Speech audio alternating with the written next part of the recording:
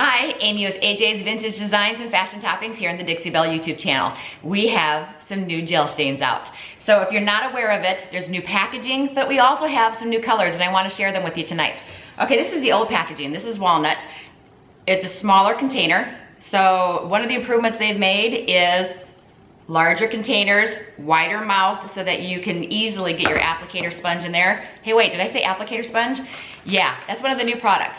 If you watch any of my videos, you know I love using the staining pads. Well, Dixie Belle now has Dixie Belle applicator pads, and they are perfect for applying your gel stain. I also use these for buffing out my wax and cleaning my surfaces as well. They're reusable. They're not reusable when you're using the gel stain because these are oil-based. This is the no pain gel stain. It's oil-based, so you wouldn't, reuse these for that. Usually I will use all four sides and then I toss them. But if you're using one of the water-based products, you can just wash them, dry them, and you're ready to go. Okay, so I'm gonna show you the new colors. I'm so excited. Okay, here's some of the older colors that we still carry and are still very popular. The first one I'm gonna show you is Georgian Cherry. It's called Georgian Cherry. Look at that deep red tone to that. You can see it right there in the lid. Then we have our tried and true Espresso. This is one of the popular ones. Espresso is a dark brown. So there's the Espresso. Look at that deep, rich brown. No pain gel stain and oil-based. I don't have the new container in walnut, but it also comes in walnut, which is lighter than the Espresso and it's more of a brown tone. Okay, here are the new colors. Are you excited? Okay, the first one is called Weathered Gray. This is what I'm going to be demoing for you today. It's called Weathered Gray, and there's so many possibilities for this. And if you like Driftwood, this is the product to use to get that Driftwood look. Okay, to go with the Weathered Gray and to get that Driftwood look, or if you want to stain your shiplap or do some whitewashing, lots of options for this one. This is called Picklin White. As you can see, it's a nice creamy white consistency, and I've used this one and it goes on so smooth. Okay, and then the last new color is called Colonial Black. And this one, I tried it, it goes on so smooth, no streaks, it's just a flawless black finish, and you still can see the grain through the wood. Let me show you. Colonial Black, is that not a gorgeous stain? Deep, rich black. And here's my practice board, which I was practicing on. This is the Colonial Black, this is the Weathered Gray, and then this is the Picklin White. And then I also did some dry brushing on it to practice with getting a Driftwood look. And this is what we're gonna do today. Okay, I aimed the camera down so you can see this. I did sand this wood back. It's actually a veneer, but I very gently sanded it back to show a little bit of the grain. And we're going to be applying first the Weathered Gray. As you see by the front here, and you'll see after pictures at the end, this is a mixture, 50% Dixie Belle Blue with 50% Manatee Gray to get this color, and then you can see some whitewashing and some grunge gray wax. So I'm kind of staying with that color theme. So we are going to use the Weathered Gray first. I'm using my Dixie Belle applicator pad, and I'm just going to dip it into the gel stain. This is really quick and easy. Getting a little bit on my pad, and I'm just going to wipe it back and forth over this wood. And you might be asking, what's the difference between this and paint? Well, this, I can have it be translucent. So as I'm applying it, I'm using the pad to also wipe it back so that you can see some of the grains through it. It acts as a very pigmented stain. That's all you do is wipe back and forth with the grain. Re-dip, just getting a little on the pad and just working it in, back and forth.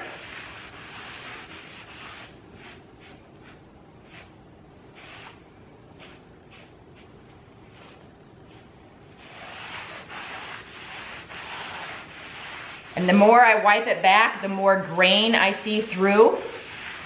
It's like applying a lotion, a colored lotion is what it feels like.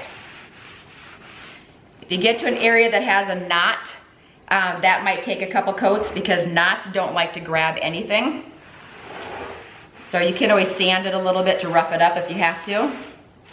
We'll get to that knot in just a second and see how the stain goes over it.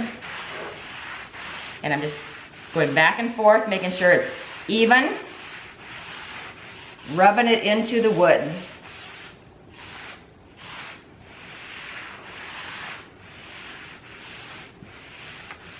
That's why I like these applicator pads. They're nice and soft and they leave an even finish. These aren't like normal applicator pads.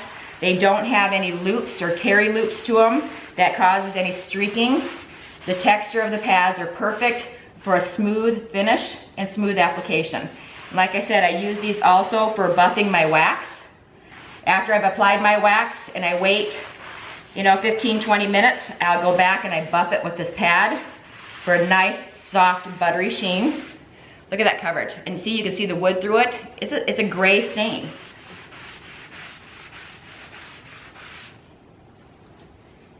Okay. Every couple swipes or so, I just grab some more on my pad and then work it into the wood.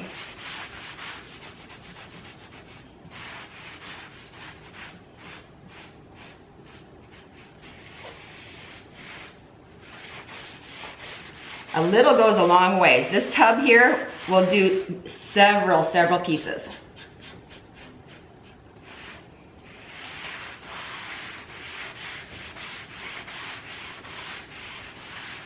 And like I said, the more you wipe it back, the more grains you will see through it.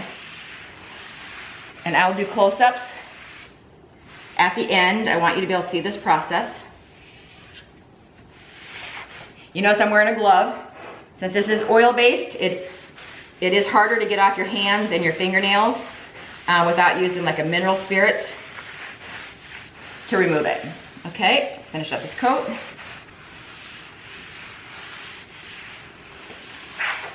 Okay, and if you're using this on old barn wood and you're trying to get a little bit of a gray tint, you can do a circular motion and massage it in like a lotion. Massage it into all those grains and then go back and one last swipe with the grain. It's just like putting on lotion, like I said. And if your pad gets too saturated with gel stain, flip it over to the clean side. And this is where you can use the clean side to do a final wipe back to get it as light as you want.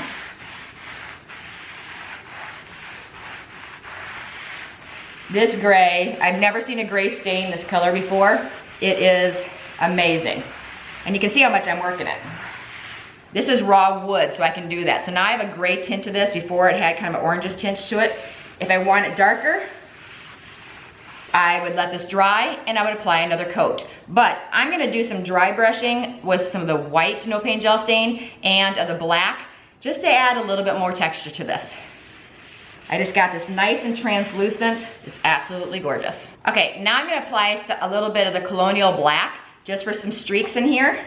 I know we can already see the grain, but I wanna have some fun with this and I wanna show you some of the possibilities. I have a paper towel nearby and I tapped a little bit, you can see very little of the gel stain on there. Tapped it off of my rag and I'm just going to drag very gently, going back and forth. So you can see right there, I'm just gonna drag my brush very gently. And you can hardly see it. I'm just adding some black lines in here. Just to add some texture. Make sure you're going straight and not curved. You don't want to be going like curved like this. You want to go straight. So adding some black streaks in there. If I get it too heavy, it's okay. I'll go back and touch it up with some more of the gray, because that's pretty heavy. So I'm just going to go back and forth, adding some of the gray in here. Kind of going for that little bit of that Restoration Hardware type look. See those little streaks in there? This is kind of a beachy piece in the first place, so I'm just kind of adding to the beachy look. Okay, see all those black streaks? It's gonna add some color and dimension. Now I'm just turning my brush sideways. I have hardly anything left on my brush. I'm just cleaning my brush off. Anything that's residual left on my brush, I'm just kind of pushing it into the gray. It's very subtle, but you can see it. And that's just turning my brush sideways. And you can kind of tell around this area, it's kind of fading it to a little bit darker. I can go over the black a little bit more to blend that out in the areas that I got it a little thick. Okay.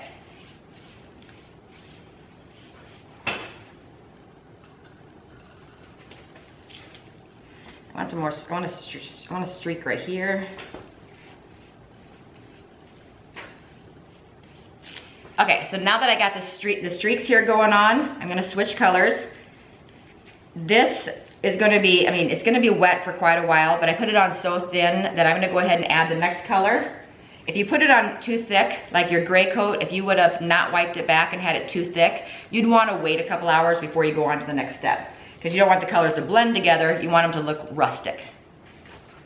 Okay, I'm just using the same brush and I'm working on my lid. You should use a separate brush, but I'm gonna go ahead and tap into the white, into my lid. Got a little bit of white on the brush, tap it off. And I'm gonna do the same thing, adding some white streaks in here. I like to do the white one last, because I think it leaves the most impact. And it also helps you tone down the black. So I can go over the black areas and really tone those down. Can you see the white there? See those little white streaks? This is what really brings in the driftwood look. And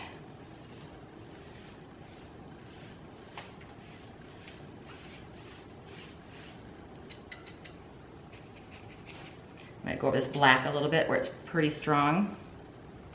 Just get a little bit of white going through the center of it.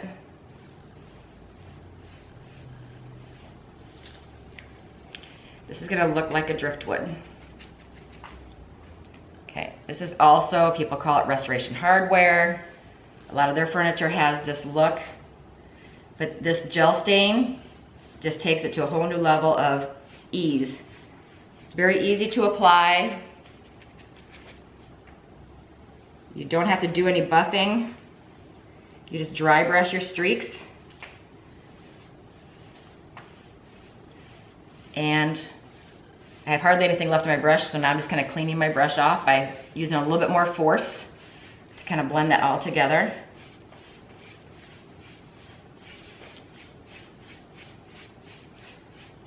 I absolutely love these new gel stains. Look at how good that's looking.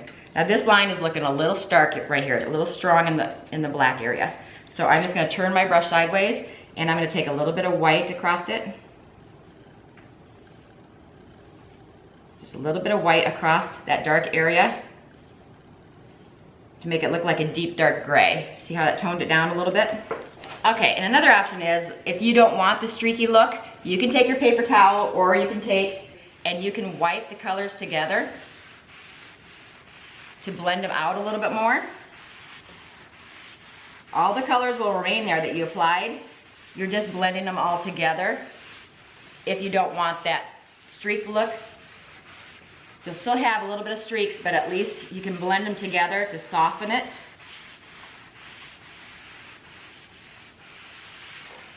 Isn't that gonna be beautiful? So many possibilities. I can also dry brush the gray back on again. So if I want to add some gray in here, there's so many possibilities. I'm using the same brush again, tapping it. Using my paper towel to dab it off, just like that. But I have some on the end of the brush, and I can just go back with some gray again. Okay, and with those streaks, I can just work them in. With the dry brush, I can work them in if I like the streak look, and blend the gray in. Now once again, I'm working over raw wood. It'd be a little bit different if you're working over factory finish. A factory finish, you wouldn't want to do this much wiping because you could pull it back. It needs to dry in between coats. But there we go. A nice, easy driftwood look. Now I had a raw wood to start with, but it was too orange and too not beachy looking. But now I think I've got the beachy look. Isn't that beautiful? I absolutely love it. Okay, well I showed you the new gel stains and I'm in love with the new colors. So you gotta give them a try. Look at how easy it was to get a beach beachy look, a driftwood look. It was quick and simple using all the new gel stains. I used the weathered gray, the Colonial Black, and the Picklin White. Okay, well this is Amy with AJ's Vintage Designs and Fashion Toppings. Don't forget to click on like and subscribe down below and click on that little bell so you get notified each and every time a new video goes up. And check me out on Facebook at AJ's Vintage Designs and also on Instagram. I do weekly lives and painting tutorials there as well. Okay, well until next time, I hope you have a great day.